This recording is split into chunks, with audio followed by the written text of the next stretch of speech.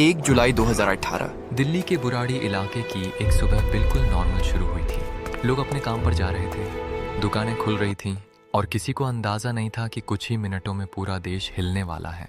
सुबह करीब 7 बजे एक पड़ोसी रोज की तरह दूध देने भाटिया परिवार के घर पहुंचा। मेन गेट खुला था। ये थोड़ा अजीब था क्योंकि इतना बड़ा परिवार कभी दरवाजा खुला नहीं छोड़ता था। वो अंदर गया और अगले ही सेकंड उसकी चीख निकल गई। घर के अंदर जो था वो किसी हॉरर मूवी से कम नहीं था। छत से एक सर्कल में 10 लोग लटके हुए थे। सभी की आंखों पर पट्टी बंधी थी, हाथ लूसली बंधे हुए, मुंह टेप से बंद। और पास वाले कमरे में परिवार की बुजुर्ग महिला मृत पड़ी थी। पूरा घर शांत था, इतना शांत जैसे वहां कुछ हुआ ही ना हो। पुलिस पहुंची। पहले सभी को लगा ये मर्डर है, लेकिन घर के अंदर कोई जबरदस्ती के निशान नहीं थे।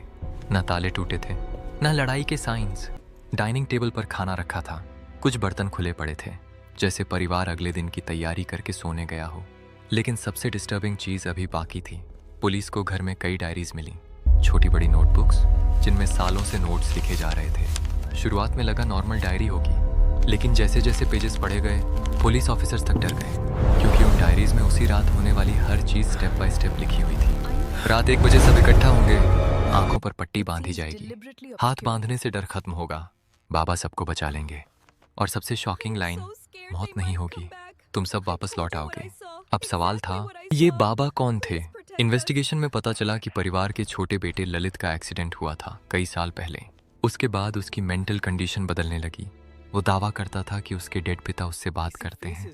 शुरुआत में परिवार ने इसे ग्रीफ समझा, लेकिन धीरे धीरे पूरा परिवार उस पर विश्वास करने लगा। ललित रात में मैसेजेस लिखता था और परिवार मानता था कि ये उसके पिता की आत्मा के इंस्ट्रक्शंस हैं। नेबर्स के अनुसार भाटिया परिवार बेहद धार्मिक था, लेकिन वो नॉर्मल भी लगता था। वो हंसते थे, बिजनेस चलाते थे, शादियों की प्लानिंग करते थे। यही चीज इस केस को और डरावना बनाती है, क्योंकि बाहर से सब बिल्कुल नॉर्मल दिख रहा था, लेकिन अंदर धीरे धीरे पूरा परिवार एक इल्यूजन में फंस चुका था। सबसे ज्यादा लोगों को डराने वाली चीज थी बड़ का पेड़। डायरीज में लिखा था कि रिचुअल का कनेक्शन पुराने भारतीय बड़ के पेड़ वाले मोक्ष रिचुअल से इंस्पायर्ड था। बॉडीज जिस तरह लटकी थीं वो एग्जैक्टली ट्री रूट्स जैसी दिखाई दे रही थी। मतलब ये सब रैंडमली नहीं हुआ था, हर चीज केयरफुली प्लान थी।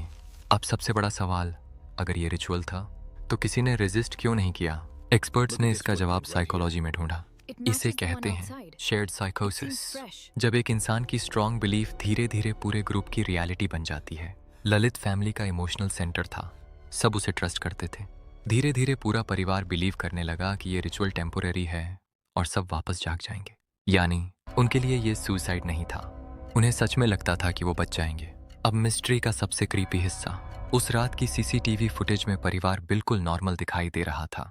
कुछ लोग दूध ला रहे थे, कुछ ग्रोसरीज। कोई पैनिक नहीं,